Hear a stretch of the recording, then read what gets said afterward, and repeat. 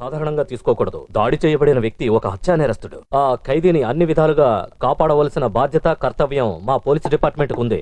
మా దగ్గరికి ఏ రోగొచ్చినా కూడా ఆ పేషెంట్ ఆరోగ్యాన్ని, ప్రాణాల్ని కాపాడడం ఏ డాక్టర్కైనా సరే కనీస కర్తవ్యం ఇన్స్పెక్టర్. ఈ విషయం మీకు ముందే తెలుసుంటుంది. అయినా అఫీషియల్ సమాచారం గనక చెప్తున్నాను. నేరస్తునిగా నిరూపణ అయిన ఏ వ్యక్తి అయినా ఇంటెన్సివ్ కేర్ లో ఉన్నప్పుడు అది అతనికి జైలు లాంటిదే మేడం. డాక్టర్లు, నర్సులు తప్ప ఆ శివరాజ్ దగ్గరికి ఇంకెవరూ వెళ్ళకూడదు. అతనికి ఎప్పుడు టైట్ సెక్యూరిటీ ఉండాలి.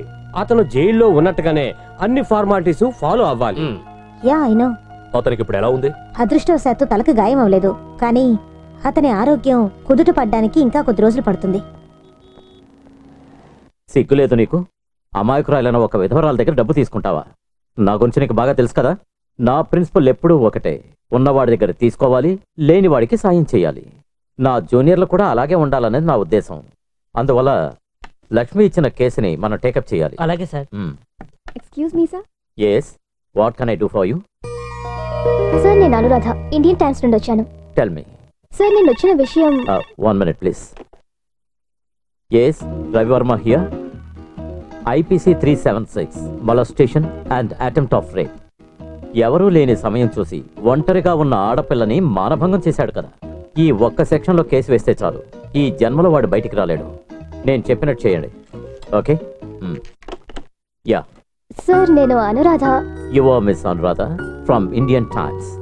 చెప్పిన మాటే పదే పదే చెప్పకండి, నాకు బోర్ కొడుతుంది. Come on, continue. సార్, ఒక కేసు గురించి మీతో. Oh, I'm sorry. Khatre versus Ahluwalia, ముంబైలో సంచలనం సృష్టించిన ఓ కేసు.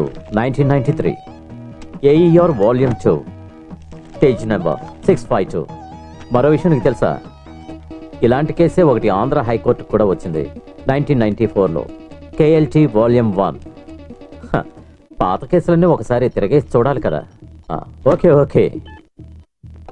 ఎస్ సార్, నేను వచ్చింది. మిస్ అనురాధ ఇండియన్ టైమ్స్ నుండి వచ్చారు. చెప్పిందే చెప్పి నాకు విసుగు తెప్పించకండి. Come to the point. ఇక మీ సహనాన్ని నేను పరీక్షించలేను. సారీ. ఎస్ సార్, మీరు కూడా మాటి మాటికి ఎస్ ఎస్ అంటే నాకు కూడా బోర్ కొడుతుంది sir. That's good one. I like that. Direct గా విషయానికి రండి. Carry on. శివరాజ్ కేసుకి సంబంధించిన తీర్పు కాపీ ఒకటి నాకు కావాలి సార్. దాని గురించి ఒక ఆర్టికల్ రాయాలి. Why not? రేపు ఉదయం రండి, నేను కోర్టు నుండి తీసుకొచ్చి మీకు ఇస్తాను. శివరాజుని సులువుగా కాపాడుండొచ్చు. మామూలు సాక్ష్యాధారాలతోనే తీర్పు ఇవ్వడం జరిగింది. కానీ ఆ శివరాజు ఈ కేసు విషయంలో కాస్త అయినా కోఆపరేట్ చేసి ఉండాలి కదా. సార్, ఆ కేసు గురించి వివరాలు ఏమైనా చెప్పగలరా? డీప్ గా నాకు ఏ వివరాలు తెలియవు. I was only a crown defence. ముద్దాయి తరపున వాదించడానికి ఏ లాయరు హాజరవనప్పుడు కోర్టు ప్యానల్ నుండి వాదించడానికి ఒక లాయర్ని ఎంపిక చేస్తారు. ఆ రకంగా ఆ కేసు నేను వాదించాను. సార్, ఈ కేసు విషయంలో మీరు నాకు ఏదైనా సహాయం చేయగలరా? ఇంతకు మించి నాకు ఏ డీటెయిల్స్ తెలియవు. పూర్తి డీటెయిల్స్ తెలుసుకోవాలంటే శివరాజుని ఇంటర్వ్యూ చేస్తే మంచిది. కానీ అది చాలా కష్టం అనురాధ. అతని హాస్పిటల్ నుండి సెంట్రల్ జైలుకి మార్చేటప్పుడు you can give it a try. Thank you sir. Welcome. Sir, నేను అప్పుడప్పుడు రావచ్చా? You are always welcome. కానీ చెప్పింది చెప్తే నాకు బోర్ కొడుతుంది. నాకు కూడా. You scored again. I like that.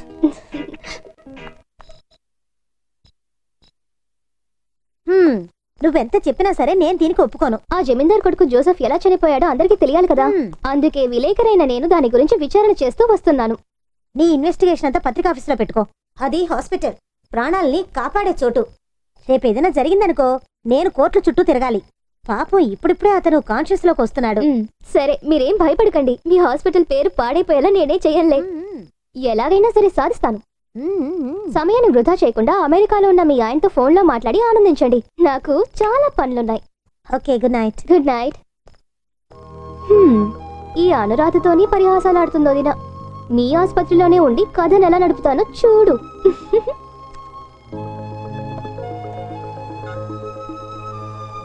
Hello Javed, నేను అనురాధను మాట్లాడుతున్నాను. I need a favour from you. Joseph హత్యకు సంబంధించిన ఆ ఫోటోలు నాకు కావాలి. మెయిల్లో పంపించేసాయి. Okay, thank you. Good night. నువ్వేదో కుట్ర పన్నుతున్నట్టుగా నా మనసు కనిపిస్తోంది. వదినా, నీకు దండం పెడతాను, నా మీద నమ్మకం ఉంచు. ఇది వేరే విషయం వదినా, నువ్వు వెళ్ళి పడుకో. Very very good night.